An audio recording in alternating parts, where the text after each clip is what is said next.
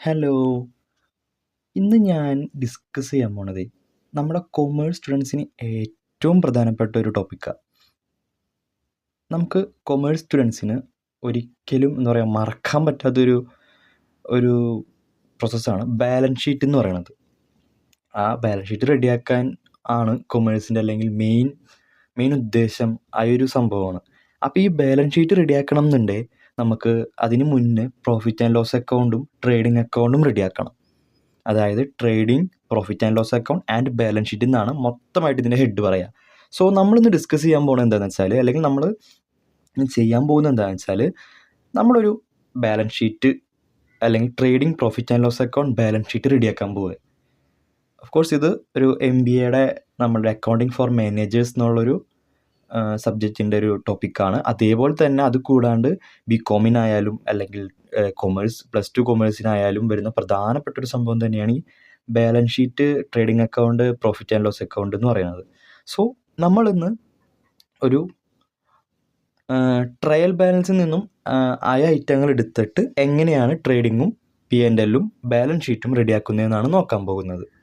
So നമ്മൾ പറഞ്ഞു ഒറ്റ ക്വസ്റ്റ്യൻ ആയിരിക്കും. ഇപ്പോൾ ഈ പ്രോഫിറ്റ് ആൻഡ് ലോസ് അക്കൗണ്ട് ആയാലും ബാലൻസ് ഷീറ്റ് ആയാലും ട്രേഡിംഗ് അക്കൗണ്ട് റെഡിയാക്കാനായാലും ഒറ്റ ക്വസ്റ്റ്യൻ ആയിരിക്കും. ആ ക്വസ്റ്റ്യനിൽ നിന്നാണ് ഈ 3 ഇതിലേക്ക് വേണ്ട സംഭവങ്ങളും നമ്മൾ പിക്ക് ചെയ്തെടുക്കേണ്ടത്. സോ നമുക്കിത് ഇവിടെ ഒരു ക്വസ്റ്റ്യൻ തന്നിട്ടുണ്ട്. From the following trial balance of Rohan and company as on 31st March 2023 prepare trading, profit and loss account and balance sheet. കണ്ടോ, ഇത് 3ഉം ഈ ഒരു ക്വസ്റ്റ്യനിൽ നമ്മൾ റെഡിയാക്കേണ്ടത്. അപ്പോൾ ഇങ്ങനത്തെ ഒരു ക്വസ്റ്റ്യൻ ആയിരിക്കും നമുക്ക് തരുന്നത്.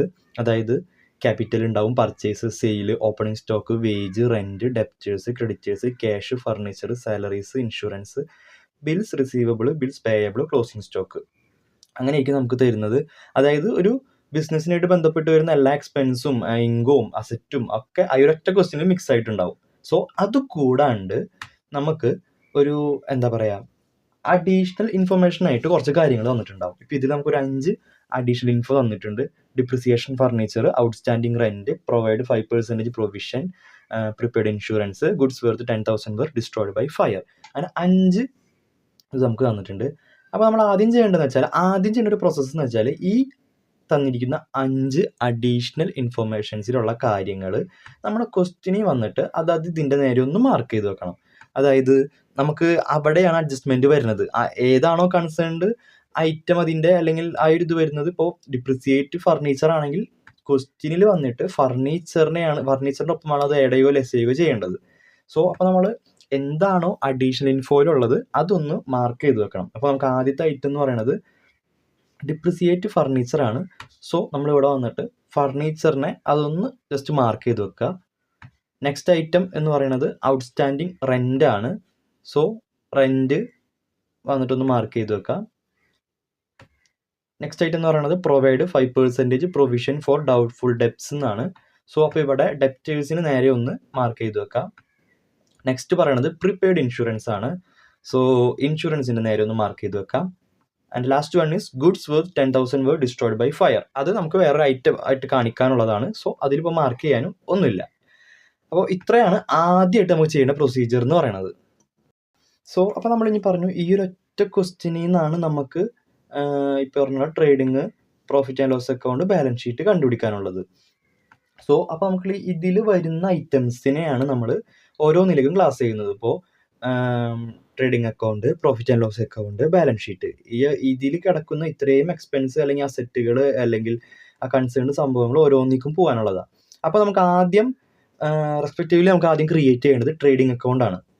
സോ അപ്പോൾ ഇതിൽ നിന്നും ഈ ഒരു എക്സ്പെൻസുകളോ അല്ലെങ്കിൽ അതിൻ്റെതായ കൺസേൺഡ് സംഭവങ്ങൾ എടുത്തിട്ട് നമുക്ക് ഡീറ്റെയിൽസ് എടുത്തിട്ട് നമുക്ക് ട്രേഡിംഗ് അക്കൗണ്ട് ക്രിയേറ്റ് ചെയ്യണം. അപ്പോൾ ജസ്റ്റ് ഒരു നട്ട്ഷെൽ പോലെ എന്താണ് ട്രേഡിംഗ് അക്കൗണ്ട് എന്ന് നോക്കാം. ട്രേഡിംഗ് അക്കൗണ്ട് വെച്ചാൽ വേറെ ഒന്നുമില്ല, നമുക്ക് ഫാക്ടറിയിൽ ഒക്കർ ചെയ്യുന്ന കോസ്റ്റ് അല്ലെങ്കിൽ എക്സ്പെൻസുകൾ, opening stock, sale, closing stock, ഇത്രയും സംഭവങ്ങൾ മാത്രമാണ് നമ്മുടെ ട്രേഡിംഗ് അക്കൗണ്ടിൽ വരുന്നത്. അതായത് ഓപ്പണിംഗ് സ്റ്റോക്ക് വരും, അതേപോലെ തന്നെ പർച്ചേസും അതിൻ്റേത് റിലേറ്റഡ് ആയ കോസ്റ്റും. അതായത് പർച്ചേസ് എന്നൊക്കെ പറയുമ്പോൾ എന്തായാലും ഫാക്ടറിയിലോ അല്ലെങ്കിൽ പ്രൊഡക്ഷൻ യൂണിറ്റിലോ വരുന്ന സംഭവമാണ് പർച്ചേസ് എന്ന് പറയുന്നത്. സോ അവിടെ വരുന്ന അവരുടെ വേജസ്, കാരേജ് ഇൻവാർഡ്സ്, കാരേജ് ഔട്ട്വാർഡ്സ്, അങ്ങനെ വരുന്ന സംഭവങ്ങളൊക്കെയാണ്. അതുപോലെ തന്നെ സെയിൽ, ക്ലോസിംഗ് സ്റ്റോക്ക്, ഇത്രയും സംഭവങ്ങളാണ് നമുക്ക് ട്രേഡിംഗ് അക്കൗണ്ടിൽ നമ്മൾ കൺസേൺ ചെയ്യുന്നത്.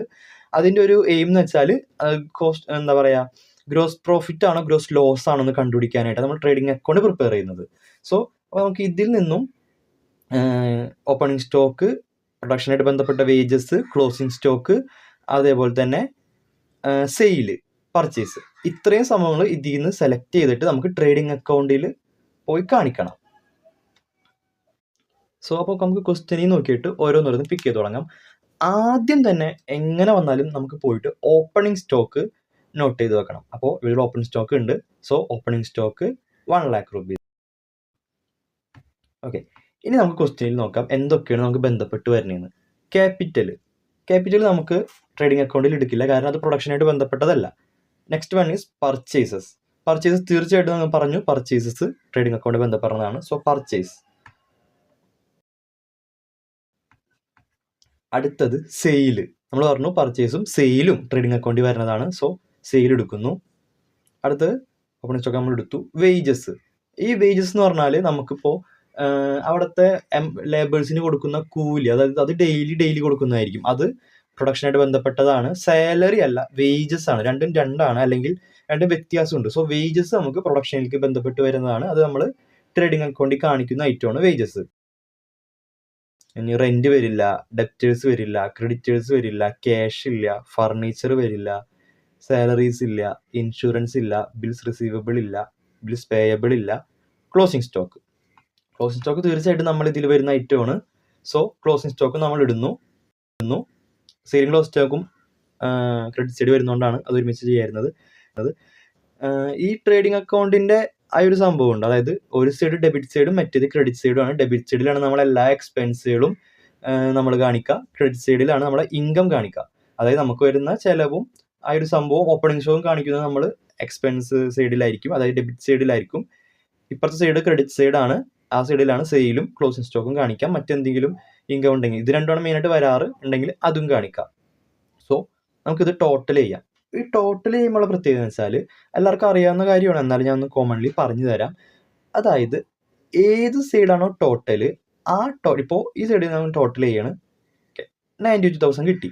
അതേ എമൗണ്ട് തന്നെ ആയിരിക്കണം അപ്പുറത്ത് ഇടേണ്ടത്. അതായത് നേരെ മറിച്ച് ഇപ്പുറത്ത് വന്നാലും അതേ എമൗണ്ട് തന്നെ ആയിരിക്കണം ഇവിടെ ഇടേണ്ടത്. അപ്പോൾ 92,000 രണ്ട് സ്ഥലത്ത് കിട്ടും. ഇനി ബാക്കി നിൽക്കുന്ന എമൗണ്ട്, അതായത് ഇപ്പോൾ ഈ സൈഡ് നമ്മൾ ടോട്ടൽ ചെയ്തു, ഇവിടെയും ടോട്ടൽ ചെയ്തു. അപ്പോൾ ഇവിടെ കിട്ടിയ ആ ഒരു സം ഉണ്ടല്ലോ, ടോട്ടൽ എമൗണ്ട്, ഇതിൽ നിന്നും മൈനസ് ചെയ്യണം. അപ്പോൾ അതാണ് നമ്മുടെ പ്രോഫിറ്റ്. സോ അതായത് നമുക്ക് ക്രെഡിറ്റ് സൈഡാണ് കൂടുതൽ, നമ്മുടെ ഇൻകം സൈഡാണ് കൂടുതൽ. ഇപ്പോൾ നമുക്ക് ചെലവിനേക്കാൾ കൂടുതൽ വരവാണുള്ളതെന്നുണ്ടെങ്കിൽ നമുക്കത് ലാഭമല്ലേ. സോ അത്രയേ ഉള്ളൂ. നമുക്ക് എക്സ്പെൻസ് സൈഡ് കൂടുതൽ, ഇൻകം സൈഡ് കൂടുതലാണ്, എക്സ്പെൻസ് സൈഡ് കുറവാണ്. അപ്പോൾ എത്ര രൂപയാണ് കൂടുതൽ എന്നുള്ളത് നമ്മൾ ഗ്രോസ് പ്രോഫിറ്റ് C/D എന്ന് പറഞ്ഞ് കാണിക്കുന്നു. അപ്പോൾ ഇത്രയാണ് നമുക്ക് ട്രേഡിംഗ് അക്കൗണ്ടിൽ പറയാനുള്ളത്.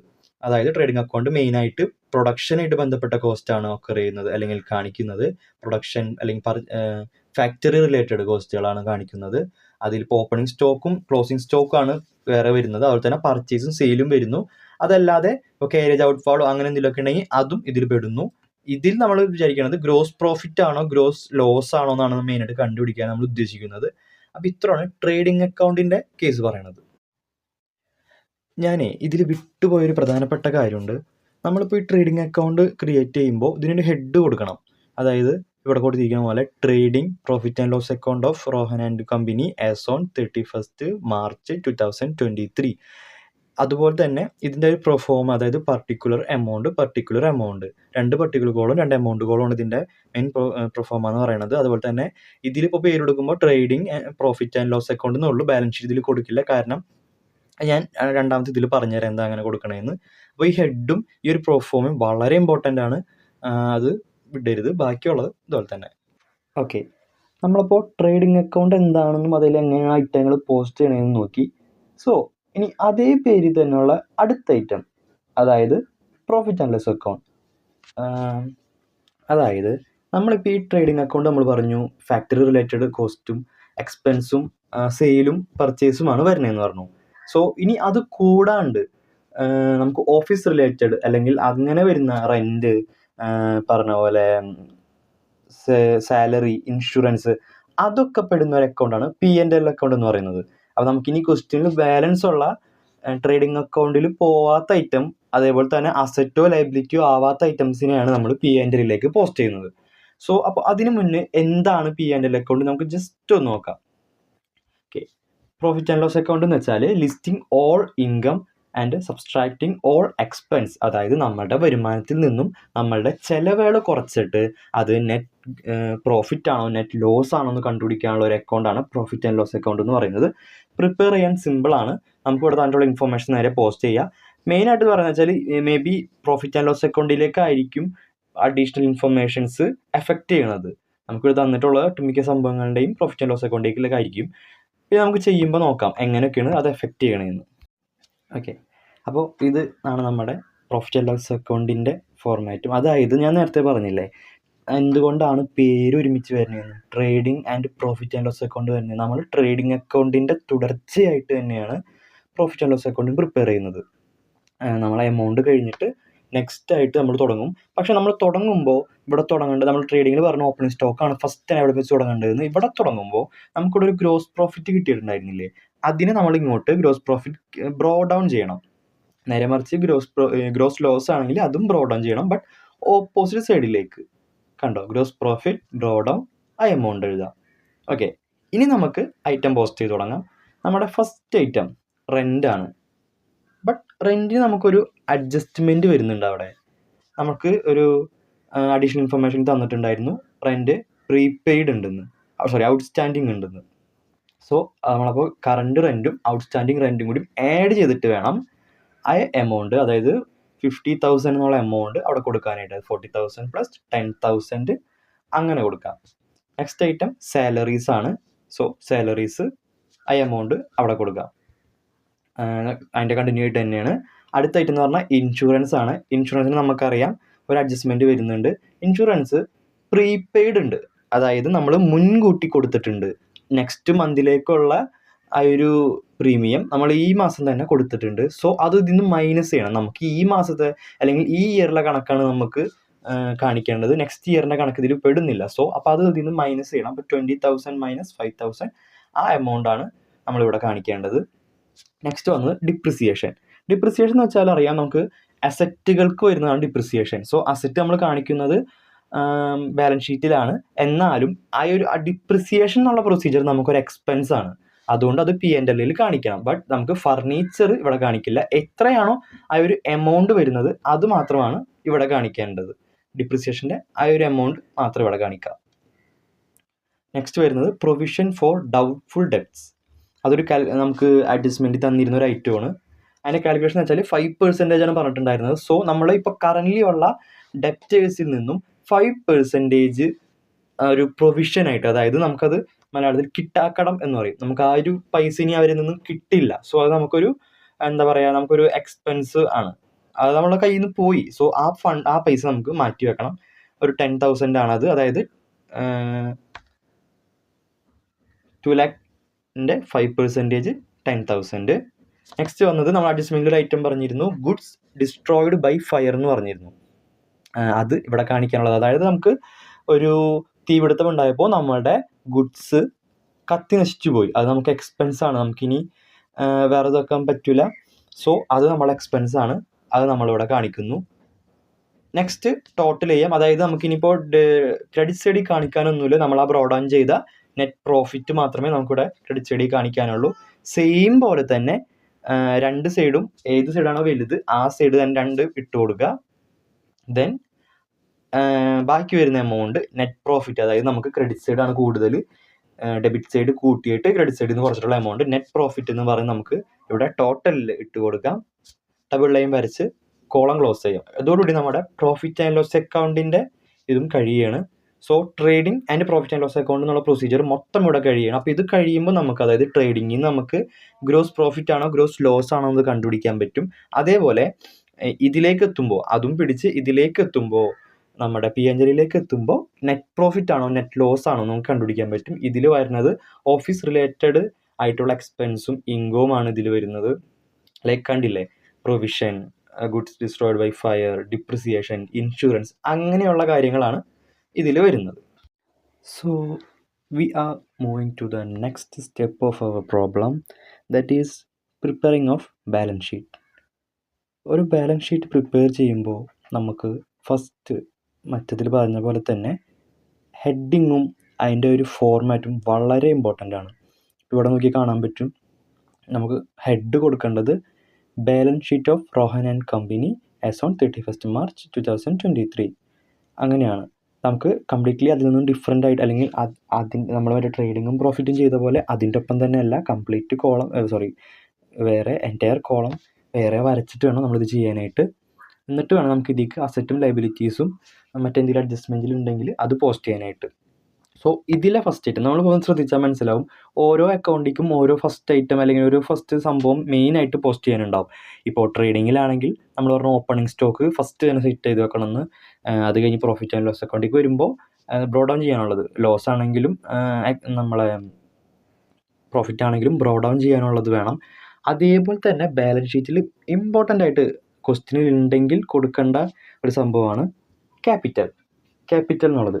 ഈ ക്യാപിറ്റലിൻ്റെ എമൗണ്ട് എന്താ പറയുക, ഇന്നർ കോളത്തിൽ വേണം കൊടുക്കാനായിട്ട്. അതായത് നമുക്ക് അതിൽ കൂടെ നെറ്റ് ലോസ് ആണെങ്കിൽ കുറയ്ക്കാനും നെറ്റ് പ്രോഫിറ്റ് ആണെങ്കിൽ കൂട്ടാനുമുണ്ട്. ഇത് കണ്ടില്ലേ, നമുക്കിവിടെ നെറ്റ് പ്രോഫിറ്റ് ആണ് നമുക്ക് ട്രേഡിംഗ് P&L നിന്നും കിട്ടിയത്. സോ നമുക്കത് കൂട്ടണം.